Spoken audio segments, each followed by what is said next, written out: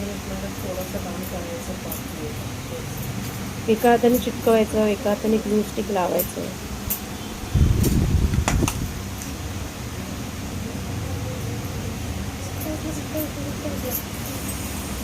माझ्या शॉपमध्येच हे सगळं चाललेलं आहे काम आत्ता. माझं शॉप बँक ऑफ महाराष्ट्राच्या समोर आहे. खोपोली हे रायगड जिल्ह्यामध्ये येतं. मुंबई आणि पुण्याच्या मध्ये माझं शहर आहे.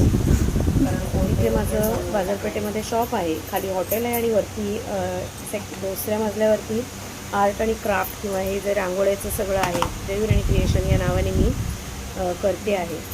खूप जणांनी गणपतीमध्ये छान छान रांगोळ्या माझ्याकडनं विकत घेतल्या, खूप छान प्रतिसाद दिला. असंच याच्या पुढेही प्रेम राहू दे, असंच ऑर्डर द्या. बल्क ऑर्डर जर असतील तर होलसेलनी तुम्हाला जर पाहिजे असेल त्यासुद्धा देते. थोडा वेळ लागतो मला रिप्लाय द्यायला, पण एवढ्या जणांना प्रतिसाद द्यायचा आणि रिप्लाय द्यायचा म्हणजे वेळ लागणारच.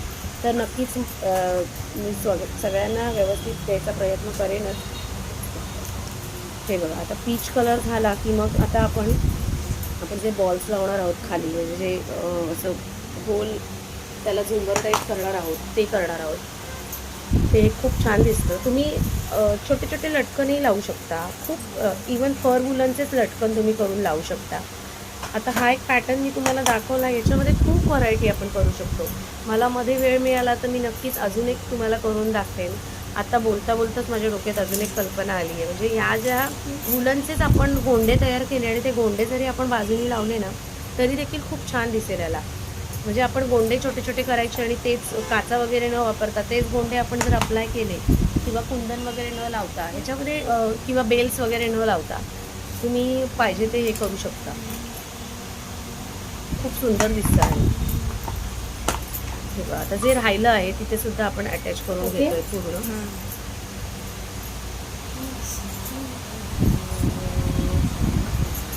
हे अशा प्रकारे पूर्ण.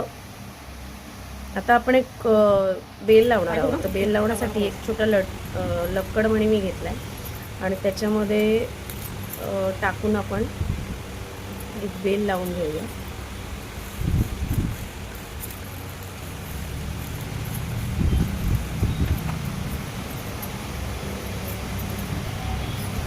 गाठ मारून ही मोठी माझ्याकडे एक बेल आहे.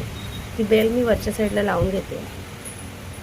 असं कैचीच्या साह्याने मी हे करून ते गाठ मारून घेते.